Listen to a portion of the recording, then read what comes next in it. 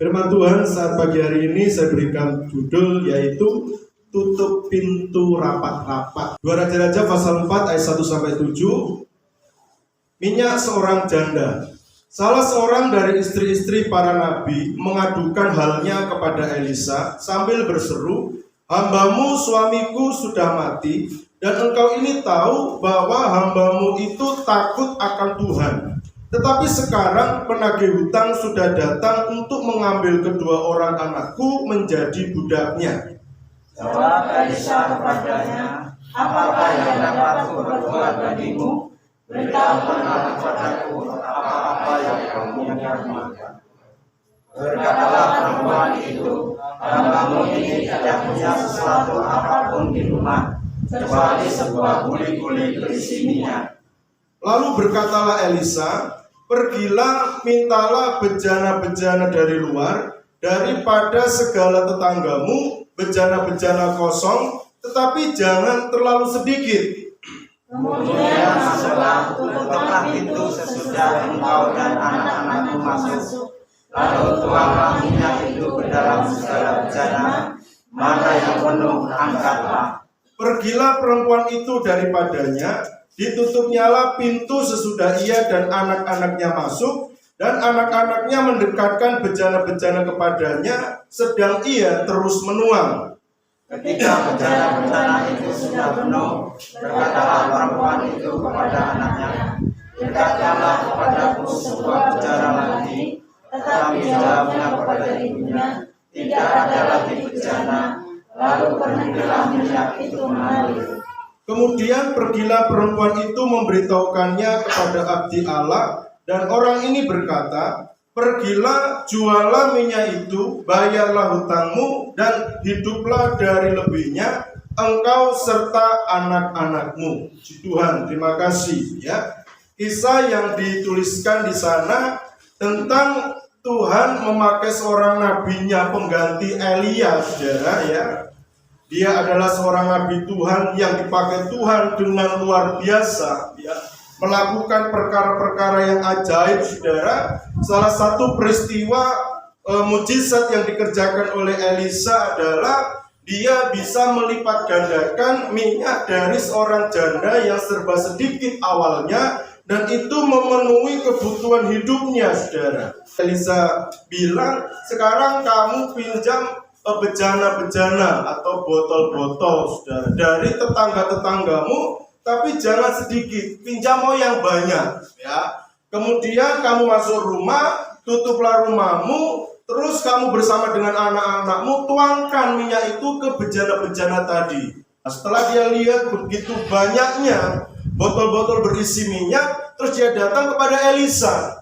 "Ini kami punya minyak banyak sekarang." Elisa bilang, "Itu semua jualan ya, bayaran hutangmu ya, dan engkau hidup dari lebihnya." Ya, setelah dia lakukan itu semuanya bisa dibayar tanggungannya, dan sisanya itu bisa untuk kehidupannya dan keluarganya, dia bersama dengan anak-anaknya. Nah, pesan yang bisa kita lihat dari kisah ini yang pertama, saudara,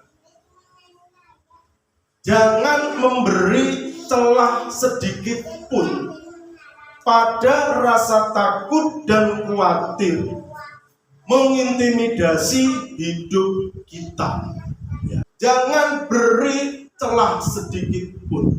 Sementara mujizat itu dikerjakan dengan luar biasa, sebab mujizat itu tidak bisa bekerja sama dengan rasa takut. Ini catat baik-baik, saudara ya.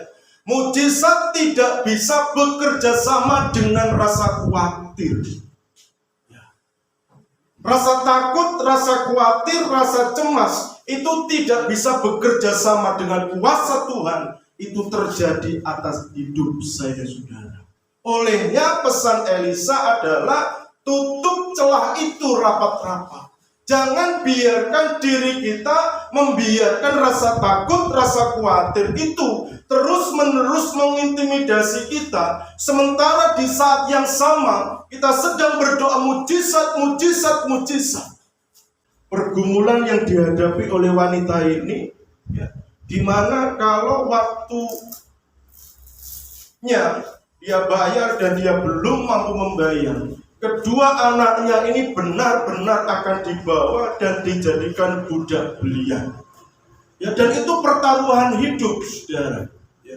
Siapa orangnya yang dengan bisa legowo, ya anaknya itu dipaksa diambil orang, dimiliki oleh orang lain? Tidak ada, saudara. Ya. Dan ini situasi yang dialami oleh wanita ini. Ya. Olehnya ketika wanita ini menghendaki sebuah mujizat itu terjadi, maka yang Elisa sampaikan, jangan kasih peluang sedikit pun pada rasa takut. Jangan kasih peluang sedikit pun kepada kebimbangan. Ya. Dan ini yang Tuhan mau terjadi atas hidup saudara-saudara.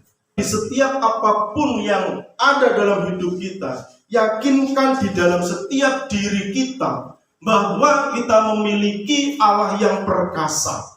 Kita memiliki Tuhan Allah yang hidup, Allah yang Ebenezer, Allah yang tidak pernah berhenti menyatakan kuasa atas orang-orang yang siang dan malam dia senantiasa berseru dan berteriak kepada Tuhan sampai hari ini, saudara.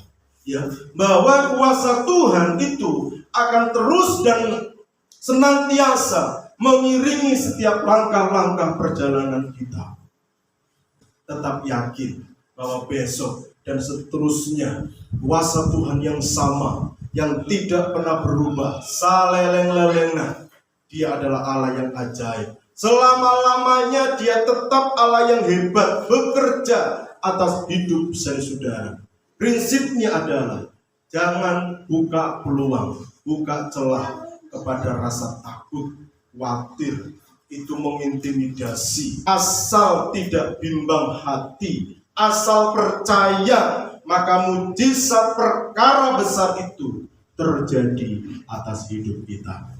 Markus pasal 11 ayat 23 sampai 24. Aku berkata kepadamu, sesungguhnya barang siapa berkata kepada gunung ini, beranjaklah dan tercampaklah ke dalam laut, asal tidak bimbang hatinya, tetapi percaya bahwa apa yang dikatakannya itu akan terjadi, maka hal itu akan terjadi baginya. Karena itu aku berkata kepadamu, apa saja yang kamu minta dan doakan, percayalah bahwa kamu telah menerimanya, maka hal itu akan diberikan kepadamu. Perkataan-perkataan yang disampaikan oleh Yesus itu prinsipnya adalah asal tidak bimbang, asal tidak takut, saudara, maka mujizat itu terjadi. Olehnya saya berani mengatakan bahwa mujizat kuasa Tuhan yang besar itu tidak bisa bekerja sama dengan rasa takut dan rasa khawatir, saudara. Ya. Olehnya kan Elisa bilang, pinjam bejana-bejana yang kosong dari tetanggamu, tapi jangan sedikit. Terus tuang itu, ya. Tapi sementara kamu masuk ke rumah, ingat pintu itu harus ditutup. Jangan kasih celah, jangan kasih lubang pada rasa takut, pada perkataan-perkataan orang yang hanya akan melemahkan kita, ya pada orang-orang yang hanya akan mencibir kita. Olehnya Yesus sendiri, saudara, ya, sesuai dengan apa yang dikerjakan oleh Elisa, dia pernah bilang, kalau kamu berdoa sama bapakmu, masuk kamar kunci pintu. Ya. Artinya apa? Artinya hanya saya dengan Tuhan, saudara. Ya. Artinya telinga saya dengan Tuhan, mata saya dengan Tuhan, hati saya dengan Tuhan, pikiran saya dengan Tuhan. Cuma itu sebenarnya yang Tuhan kehendaki, saudara. Ya. Sebab situasi di sekitar kita itu hanya akan berpotensi membuat kita lemah dan tidak berdaya. Nah, yang kedua, saudara, kita kembali baca di dalam kitab 2 Raja-Raja tadi, pasal yang keempat. Saya baca di ayat 1 dan 2. Salah seorang dari istri-istri para nabi mengadukan halnya kepada Elisa sambil berseru, hambamu suamiku sudah mati, dan engkau ini tahu bahwa hambamu itu takut akan Tuhan. Tetapi sekarang penagih hutang sudah datang untuk mengambil kedua orang anakku menjadi budaknya. Jawab Elisa kepadanya, apakah yang dapat kuperbuat bagimu? Beritahukanlah kepadaku apa-apa yang kau punya di rumah. Berkatalah perempuan itu hambamu ini tidak punya sesuatu apapun di rumah kecuali sebuah buli-buli berisi minyak. Dia memiliki keberanian untuk berkata jujur kepada Tuhan melalui hambanya. Sikap jujur, tampil apa adanya, tidak kamuflase. Manakala dia menghendaki mujizat itu terjadi, kuasa yang luar biasa itu terjadi, prinsipnya jujur mengakuinya apapun dirinya itu di hadapan Tuhan. Tidak bulat, saudara. Salah satu ciri dari kebohongan, ya, itu menuntut kebohongan yang lain, saudara. Tapi kalau bohong, tanya lagi, bohong lagi sama dia, bohong lagi, terus dia akan cari alasan bagaimana kebohongannya itu nggak dibongkar, dan itu beranak pinak, saudara. Kita menuntut minyak itu harus bisa bertambah-tambah, mujizat itu harus terjadi. Sementara di sisi lain kita nggak jujur di hadapan Tuhan, kita nggak beres di hadapan Tuhan. Bagi siapapun kejujuran itu menjadi hal yang prinsip harus kita terbuka di hadapan Tuhan.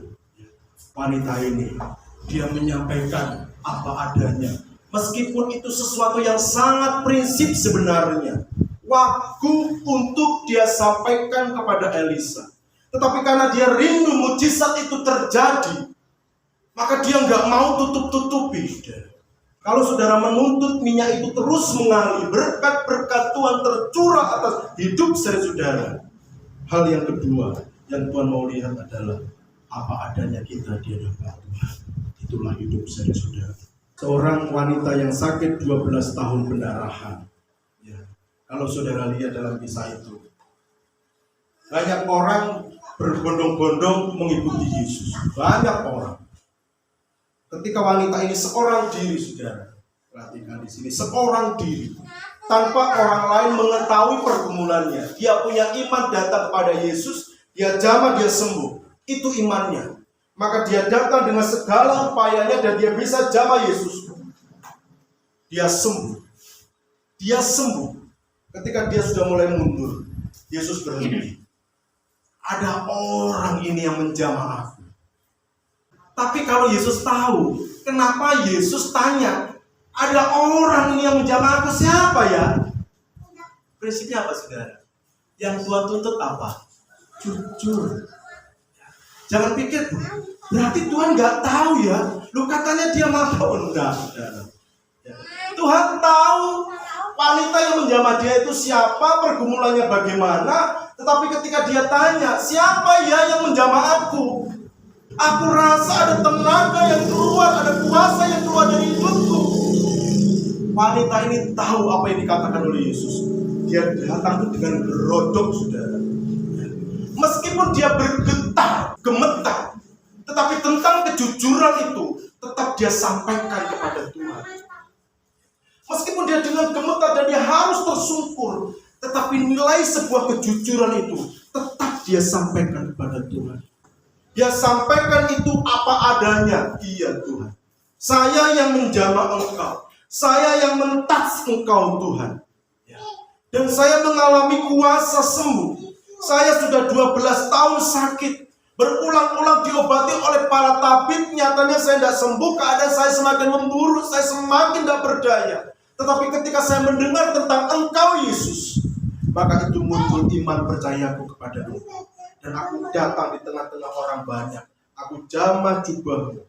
Sebab imanku mengatakan, asal aku jamah jubahnya saja, maka aku sembuh.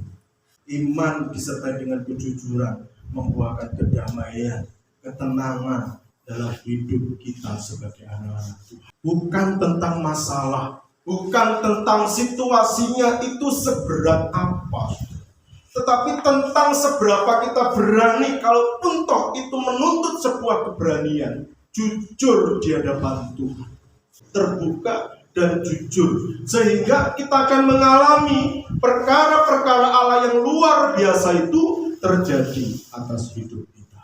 Jangan sampai kita menjadi anak-anak Tuhan yang menghendaki mujizat itu terjadi, tapi tanpa ada kejujuran, dalam hidup saudara-saudara. Jangan kita menjadi orang yang menuntut mujizat itu terjadi, tetapi diri kita masih dikuasai oleh rasa takut, rasa khawatir, rasa cemas, dan seterusnya. Tetapi iman kita menyatakan, asal aku jujur di hadapan Tuhan, mengakui apapun adanya hidupku di hadapan Tuhan, dan percaya utuh kepada Tuhan. Yakinkan di dalam diri saudara-saudara, Tuhan yang sama di zaman Elisa, saat ini sedang kita sembah Dia. Dia juga akan menyatakan kuasa-kuasa yang luar biasa. Tuhan Yesus memberkati kita. Ku menyembah dalam kudus hadirat-Mu.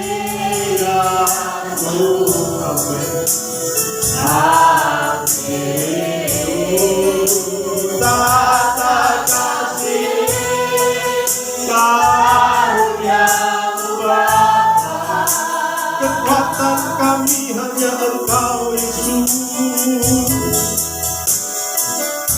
Kekuatanku hanya dalam hadirat-Mu, Yesus.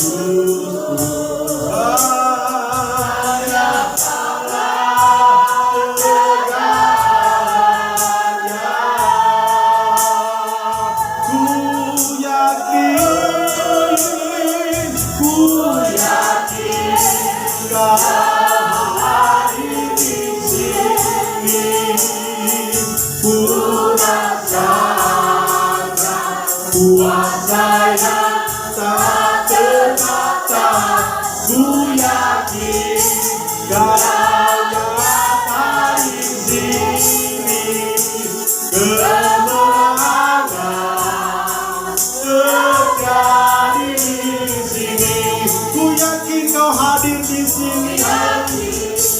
Oh, Engkau hadir di tengah-tengah setiap kami. Engkau menyatakan kuasa